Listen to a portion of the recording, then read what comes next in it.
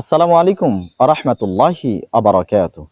ইন্নাল হামদালিল্লাহি ওয়াহদা ওয়াসসালাতু ওয়াসসালামু আলা মান লা নাবিয়্যা বা'দা আম্মা বা'দ। সম্মানিত উপস্থিতি, অনেকদিন বাদে ওমর বাণী নিয়ে হাজির হয়েছি, যা শুনলে পরে আমরা নেকির কাজে উৎসাহিত হব এবং পাপ কাজ থেকে নিবৃত থাকার প্রেরণা পাবো ইনশাআল্লাহ।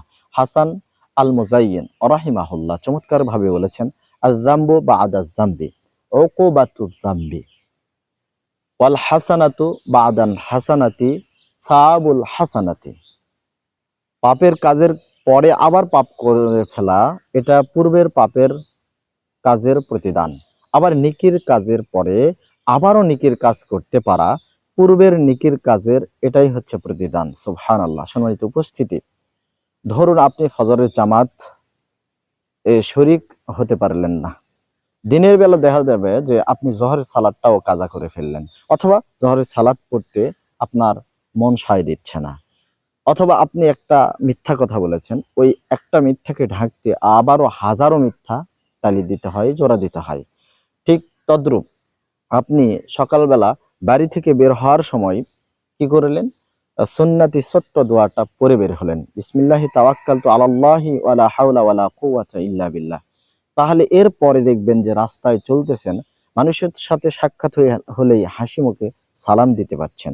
তাছাড়া রাস্তায় কোনো কষ্টদায়ক বস্তু পড়ে আছে, সেটা হটিয়ে ফেলতে পারছেন, অথবা রাস্তা হক আপনি সঠিকভাবে আদায় করতে পারছেন। সম্মানিত উপস্থিতি, খেয়াল করবেন, এটা সর্বদাই যে একটা গুনাহের কাজ আমার দ্বারা হয়ে গেল, এরপর আরেকটা হচ্ছে, তার মানে আগের গুনাহের কাজের শাস্তি স্বরূপ ওটা আমার উপর পতিত হচ্ছে।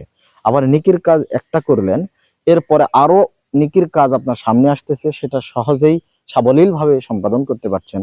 তাহলে ধরে নেবেন আগের নেকির কাজের প্রতিদান স্বরূপ, পুরস্কার স্বরূপ আমি পরে আরো নেকির কাজ করতে পারছি। আলহামদুলিল্লাহ। সম্মানিত উপস্থিতি, এই ধারণা প্রত্যেকটা মুসলিমের অন্তরে সর্বদাই যদি জাগরুক থাকতো, তাহলে মানুষেরা বেশি বেশি সওয়াবের কাজ করতে পারতো, আর বেশি বেশি গুনাহ থেকে নিজেকে নিবৃত রাখতে পারতো। আল্লাহ তাআলা আমাদেরকে এই বিষয়টা অনুধাবন করে জীবন পরিচালনা তৌফিক দান করুন। আমিন। ওয়া আখিরু দাওয়ানা আনিল হামদুলিল্লাহি রাব্বিল আলামিন। ওয়াসসালামু আলাইকুম ওয়া রাহমাতুল্লাহি ওয়া বারাকাতুহু।